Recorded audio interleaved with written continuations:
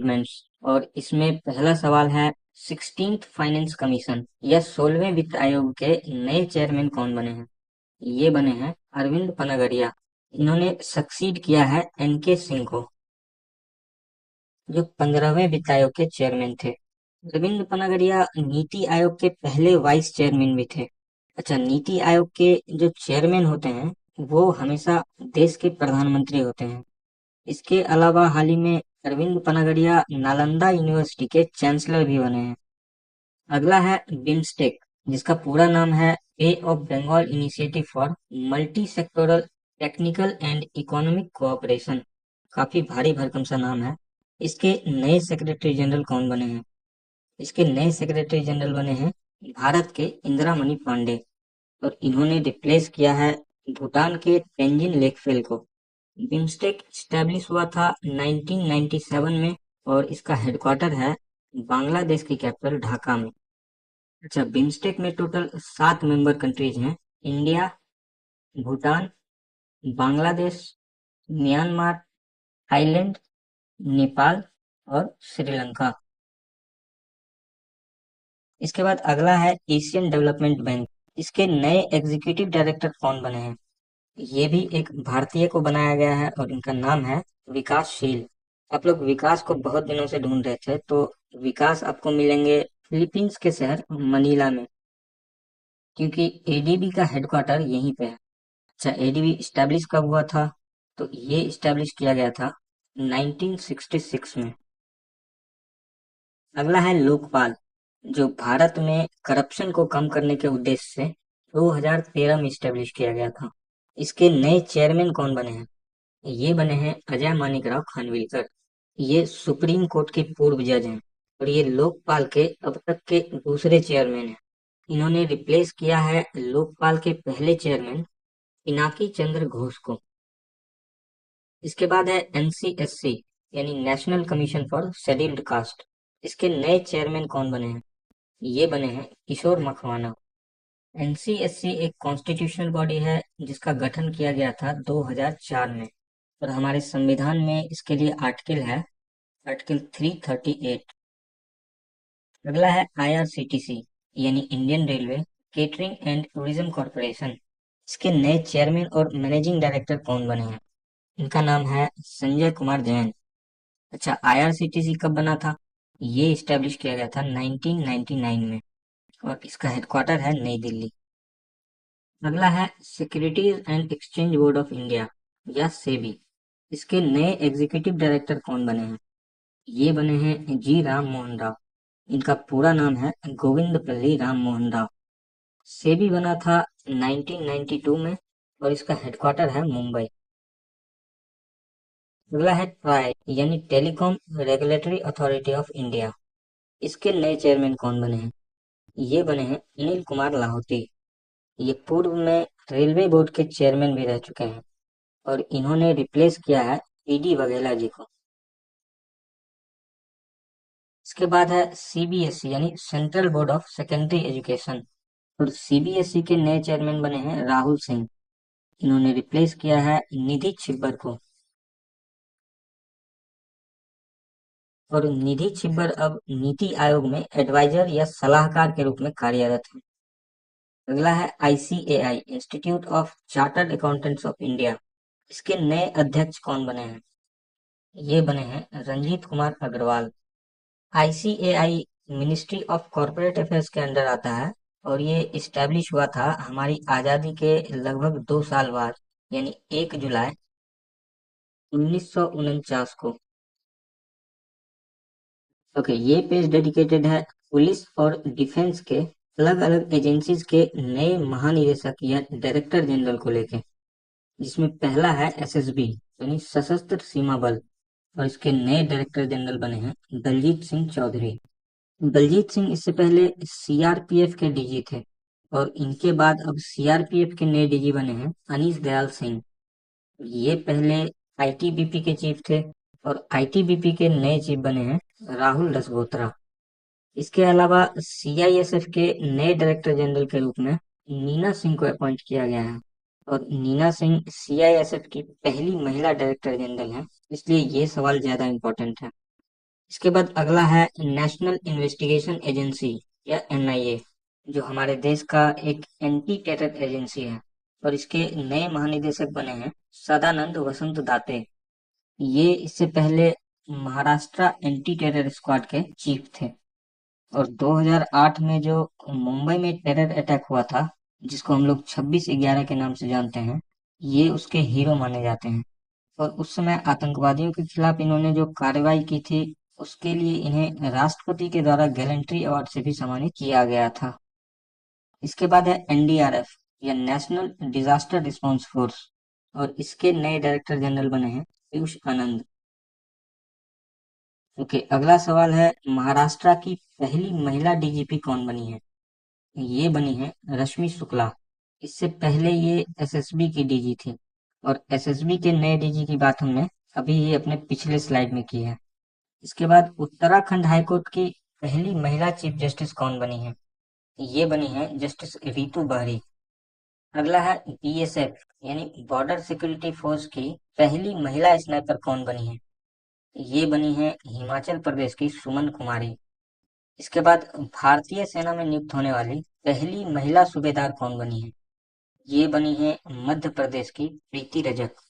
प्रीति रजक एक trap shooter भी हैं, और हाल ही में हुए 19वें एशियन गेम्स में जो चाइना के हांगजोउ में होस्ट किया गया था, उसमें इन्होंने सिल्वर मेडल भी जीता है। अगला सवाल है इंडियन ओलंपिक एसोसिएशन के नए चीफ एग्जीक्यूटिव ऑफिसर के रूप में किनको अपॉइंट किया गया है? ये बने हैं रघुराम अय्यर। अच्छा, इंडियन ओलंपिक एसोसिएशन की प्रेसिडेंट हैं पीटी उषा, जिनको हम लोग पायोली एक्सप्रेस या उड़न परी के नाम से भी जानते हैं।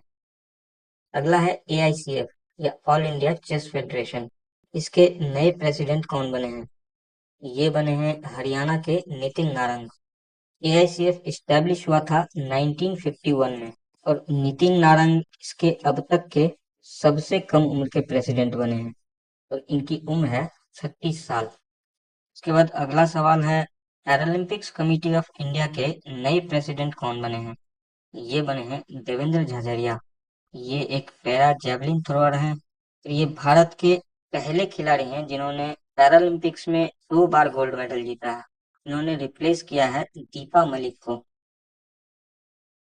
दीपा मलिक शॉटपुट की खिलाड़ी हैं, और ये भारत की पहली महिला है जिन्होंने पैरालंपिक्स में कोई मेडल जीता हो। इन्होंने 2016 के पैरालंपिक्स में जो ब्राजील के शहर रियो डी जेनेरियो में हुआ था, उसमें इन्होंने सिल्वर मेडल जीता है। अगला सवाल है सीबीसी यानी सेंट्रल विजिलेंस कमीशन में नए विजिलेंस कमिश्नर के रूप में किनको अपॉइंट किया गया है? तो सीबीसी के नए विजिलेंस कमिश्नर बने हैं एएस राजीव। ये इससे पहले बैंक ऑफ महाराष्ट्र के चेयरमैन और मैनेजिंग डायरेक्टर के रूप में कार्यरत थे। अगला है इंडियन आर्मी के नए वाइस चीफ कौन बने हैं? ये बने हैं लेफ्टिनेंट जनरल उपेंद्र द्विवेदी। अगला सवाल है रशिया में भारत के नए राजदूत के रूप में किनको नियुक्त किया गया है? ये बने हैं विनय कुमार। विनय कुमार इससे पहले म्यांमार में भारत के राजदूत थे, और इनके बाद अब म्यांमार में भारत के नए राजदूत बने हैं अभय ठाकुर। चलिए आगे बढ़ते हैं अपने अगले सवाल पे। तो अगला सवाल है international court of justice ICJ, इसके नए प्रेसिडेंट कौन बने हैं? ये बने हैं लेबनान के जस्टिस नवफ सलाम। आईसीजे यूनाइटेड नेशन का एक प्रिंसिपल ऑर्गन है, और इसका हेडक्वार्टर है नीदरलैंड के द हेग में। इसके बाद गुवाहाटी हाई कोर्ट के नए चीफ जस्टिस कौन बने हैं? ये बने हैं जस्टिस विजय बिश्नोई। अगला है प्रसार भारती के नए चेयरमैन कौन बने हैं? ये बने हैं नवनीत कुमार सहगल। इसके बाद ऑल इंडिया रेडियो का न्यूज सेक्शन, जिसको आकाशवाणी भी कहा जाता है, इसकी नई महानिदेशक कौन बनी है? ये बनी है असम की मौसमी चक्रवर्ती। अच्छा, ऑल इंडिया रेडियो कब स्टेब्लिश हुआ था? तो ये बना था 1936 में। और प्रसार भारती की स्थापना हुई थी 1997 में। और जब से प्रसार भारती बना है, तब से all India radio Prasar Bharati के ही अंडर आता है। चलिए अगला सवाल है फ्रांस के नए प्राइम मिनिस्टर कौन बने हैं? ये बने हैं गैब्रियल अट्टल। और ये फ्रांस के इतिहास में अब तक के सबसे कम उम्र के प्राइम मिनिस्टर हैं। इनकी उम्र है 34 साल। अच्छा, फ्रांस के प्रेसिडेंट कौन है? फ्रांस के प्रेसिडेंट हैं इमैनुअल मैक्रोन। इमैनुअल मैक्रोन इस साल हमारे रिपब्लिक डे परेड में चीफ गेस्ट के रूप में भारत आए थे। ये भी अपने आप में एक इम्पोर्टेंट सवाल है। इसके बाद इंडोनेशिया के नए प्रेसिडेंट कौन बने हैं? ये बने हैं प्रबावो सुबियांतो। इन्होंने सक्सीड किया है जोको विडोडो को। जोको विडोडो के बड़े बेटे का नाम है जिब्रान राकाब्यूमिंग। जिब्रान राकाब्यूमिंग इंडोनेशिया के नए वाइस प्रेसिडेंट बने हैं। इसके बाद हाल ही में अपने पड़ोसी मुल्क पाकिस्तान में जनरल इलेक्शंस कराया गया है और यहाँ के नए प्रेसिडेंट बने हैं आसिफ अली जरदारी।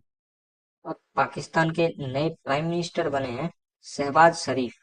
ये नवाज शरीफ के छोटे भाई हैं जिनके नाम पाकिस्तान के सबसे लंबे समय तक पीएम रहने का रिकॉर्ड है। नवाज शरीफ 9 साल से भी अधिक समय तक पाकिस्तान के पीएम थे। चलिए, इसी के साथ अपॉइंटमेंट्स का सेक्शन यहीं समाप्त होता है। बढ़ते हैं अपने अगले सेक्शन पे जो है बुक्स एंड ऑथर्स। इसमें पहली किताब है 4 स्टार्स ऑफ डेस्टिनी। ये किनकी ऑटोबायोग्राफी है? ये किताब जनरल मनोज मुकुंद नरवणे जी की आत्मकथा है। ये भारतीय सेना के पूर्व प्रमुख हैं। अगला है Gandhi, a life in 3 campaigns. इस बुक के ऑथर कौन है? ये किताब लिखा है एमजे अकबर ने। इस किताब में इन्होंने गांधी जी के जिन 3 कैंपेन्स की बात की है, उसमें पहला है 1920 का नॉन कोऑपरेशन मूवमेंट या असहयोग आंदोलन। इसके बाद 1930 का नमक सत्याग्रह, जिसके साथ ही महात्मा गांधी जी ने सिविल डिसोबीडियंस मूवमेंट या सविनय अवज्ञा आंदोलन की शुरुआत की थी।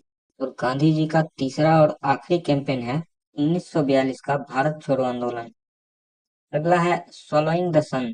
ये किताब यूनियन मिनिस्टर हरदीप सिंह पुरी की वाइफ लक्ष्मी मुर्गेश्वर पुरी ने लिखा है और ये इनकी पहली किताब है। अगला है कॉन्वर्सेशन विद औरंगजेब। इस किताब के लेखक कौन है? इसके लेखक हैं चारू निवेदिता।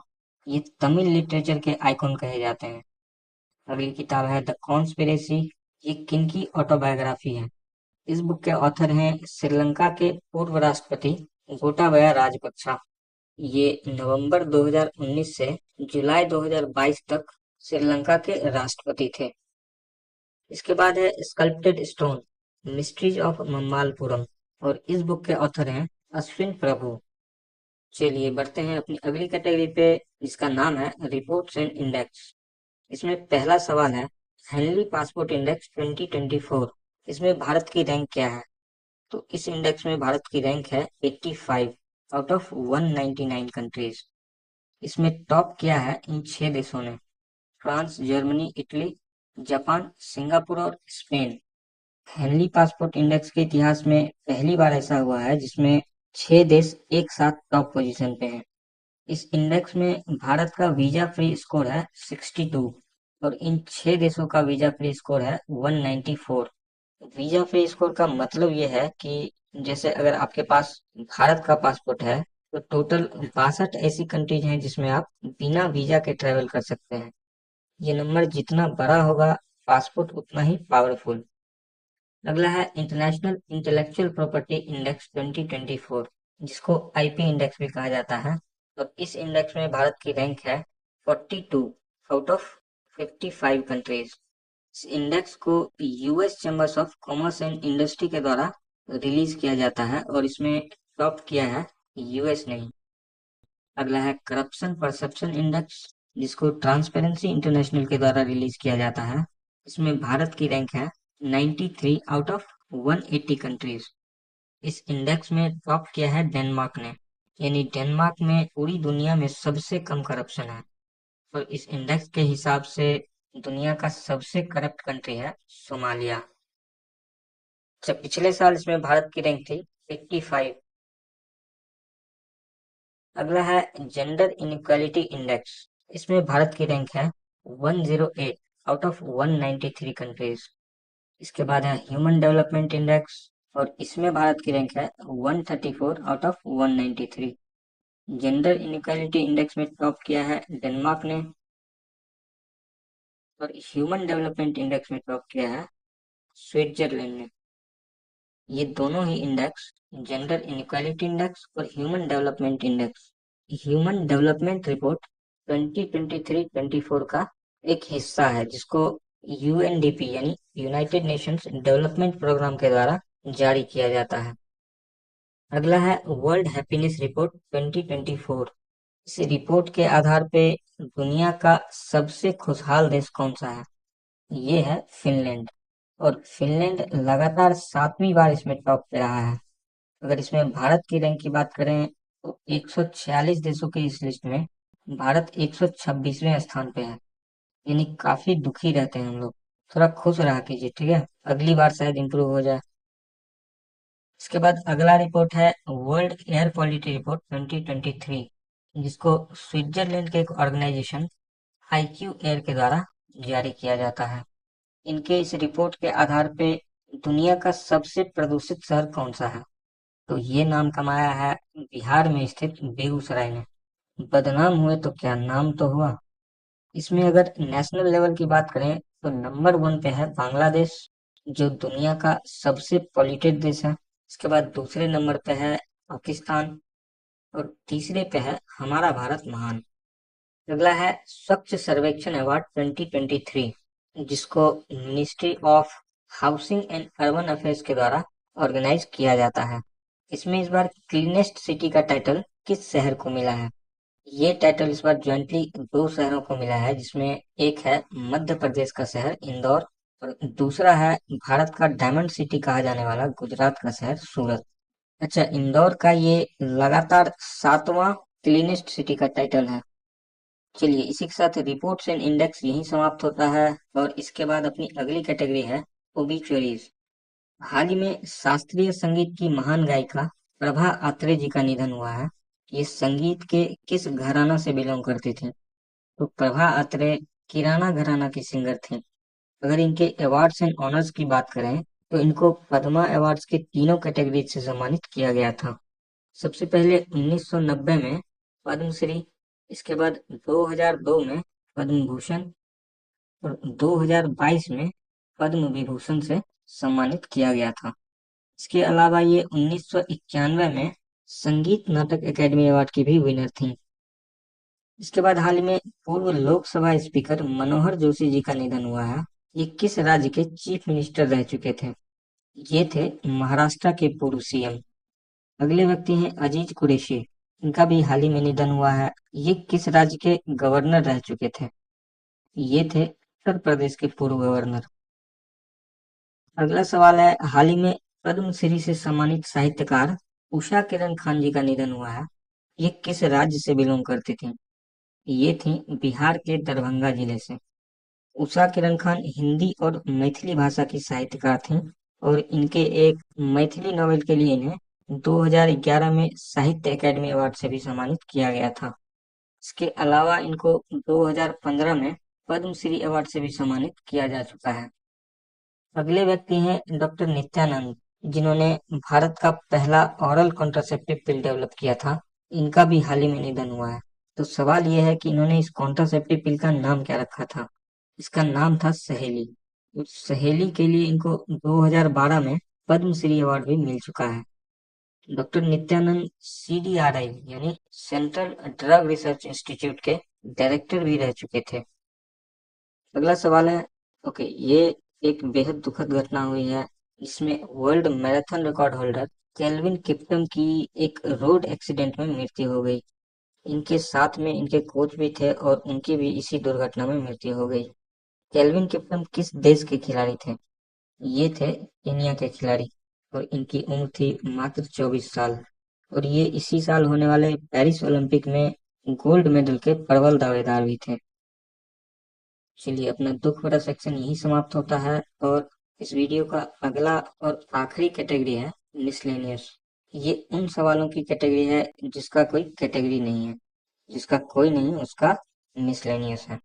इसमें पहला सवाल है, डॉक्टर भीमराव अंबेडकर के दुनिया की सबसे ऊंची प्रतिमा का हाल ही में अनावरण किया गया है। ये किस राज्य में बना है? ये बना है आंध्र प्रदेश के शहर विजयवाड़ा में। 206 फीट की इस मूर्ति का नाम रखा गया है स्टैच्यू ऑफ सोशल जस्टिस। इसके बाद हाल ही में प्रधानमंत्री के द्वारा स्टैच्यू ऑफ वेलर नाम की एक प्रतिमा का अनावरण किया गया है। ये स्टैच्यू कहाँ पे बना है? ये बना है असम के जोरहाट डिस्ट्रिक्ट में। और ये मूर्ति डेडिकेटेड है अहोम डायनेस्टी के जनरल लचित बोरफुखान को, जिनको 1671 के बैटल ऑफ सरायघाट के लिए जाना जाता है, जिसमें इन्होंने असम को मुगलों की विशाल सेना से प्रोटेक्ट किया था। इस मूर्ति को बनाया गया है रामवंजी सुतार जी के द्वारा, जिन्होंने गुजरात में स्थित सरदार पटेल की मूर्ति स्टैच्यू ऑफ यूनिटी को बनाया है, जो पूरे विश्व की सबसे ऊंची प्रतिमा है। अगला सवाल है, हाल ही में जम्मू कश्मीर में दुनिया के सबसे ऊंचे रेलवे ब्रिज का इनॉग्रेशन किया गया है। ये पुल किस नदी पे बना है? ये बना है चिनाब नदी पे। इस ब्रिज की हाइट है 359 जो पेरिस में स्थित आईफिल टावर से भी कुछ मीटर ऊंची है। इस पुल को बनाने की लागत है 14,000 करोड़ रुपए। इसके बाद मुंबई में भारत के सबसे लंबे सी ब्रिज का इनॉग्रेशन किया गया है। इस ब्रिज का नाम क्या रखा गया है? इस ब्रिज का नाम है अटल सेतु। वैसे इसका पूरा नाम है अटल बिहारी वाजपेयी सिवरी नव सेवा अटल सेतु, बट एग्जाम में आपको यही नाम मिलेगा। अच्छा, इसका एक टेक्निकल नाम भी है, वो है MTHL, Mumbai trans harbour link. लेकिन आपके लिए सिर्फ अटल सेतु। अटल सेतु की लंबाई है 21.8 किलोमीटर और इसको बनाने की लागत है 17,840 करोड़। इसके बाद अगला है भारत का सबसे लंबा केबल स्ट्रेट ब्रिज, जिसको झूला पुल भी कहा जाता है। इसको भी हाल ही में इनॉग्रेट किया गया है और इसका नाम रखा गया है सुदर्शन सेतु। ये पुल कहाँ पे बना है? ये बना है गुजरात के द्वारका में। अच्छा, इस ब्रिज का पहले नाम रखा गया था सिग्नेचर ब्रिज, पर चूंकि ये कृष्ण की नगरी द्वारका में स्थित है, इसलिए इसका नाम बदल के सुदर्शन सेतु रख दिया गया, भगवान श्री कृष्ण के सुदर्शन चक्र के नाम पे। इस ब्रिज की लंबाई है 2.32 किलोमीटर और इसको बनाने की लागत है 980 करोड़। अगला सवाल है, हाल ही में भारत सरकार द्वारा एक रूफटॉप सोलर स्कीम की शुरुआत की गई है, जिसका पहले नाम रखा गया था प्रधानमंत्री सूर्योदय योजना। अब इसका नाम बदल दिया गया है। इस योजना का नया नाम क्या है? इसका नया नाम है PM सूर्य घर मुफ्त बिजली योजना। इस योजना के तहत लगभग 1 करोड़ घरों पे सोलर पैनल्स इंस्टॉल किए जाएंगे, जिससे इस योजना के लाभार्थियों को हर महीने 300 यूनिट मुफ्त बिजली मिल पाएगा। इस योजना का बजट रखा गया है 75,000 करोड़।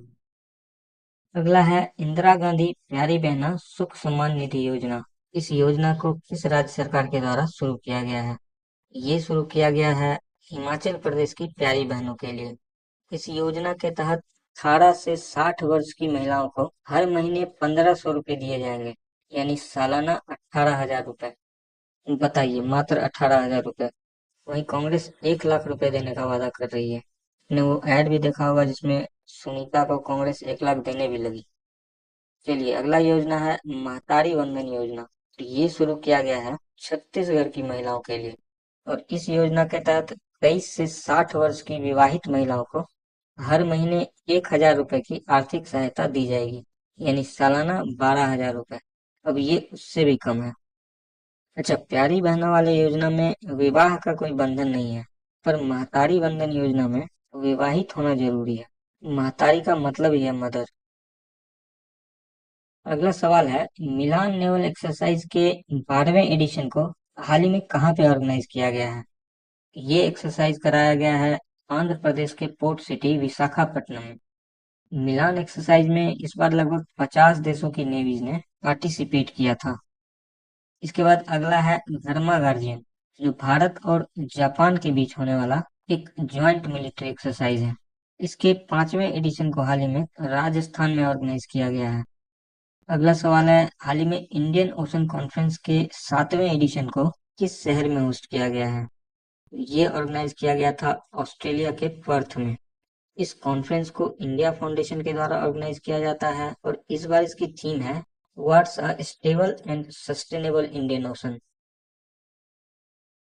अगला है नॉन अलाइंड मूवमेंट, जिसको नाम के नाम से भी जाना जाता है। तो नाम के 19वें अधिवेशन को हाल ही में कहाँ पे होस्ट किया गया है? ये ऑर्गेनाइज किया गया था युगांडा की कैपिटल कंपाला में और इस बार इसकी थीम है deepening cooperation for shared global affluence. Non aligned movement की शुरुआत हुई थी 1961 में और इसका पहला समिट हुआ था यूगोस्लाविया की कैपिटल बेलग्रेड में।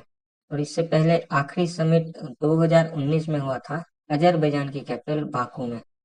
नॉन अलाइन्ड मूवमेंट में करेंटली 120 मेंबर कंट्रीज हैं, जिसमें भारत इसके फाउंडिंग मेंबर्स में से एक है। इसको बनाने में नेहरू जी का काफी बड़ा योगदान रहा है। अगला है वर्ल्ड गवर्नमेंट समिट 2024, जो हाल ही में दुबई में होस्ट किया गया था। इस समिट में गेस्ट ऑफ ऑनर के रूप में किस देश को इनवाइट किया गया था? तो इसमें टोटल 3 देशों को गेस्ट ऑफ ऑनर के रूप में इनवाइट किया गया था, जिसमें टर्की और कतर के साथ भारत भी शामिल है। अच्छा, ये जो आप टर्की का स्पेलिंग देख रहे हैं, ये टर्की का नया स्पेलिंग है जो इसने 2021 में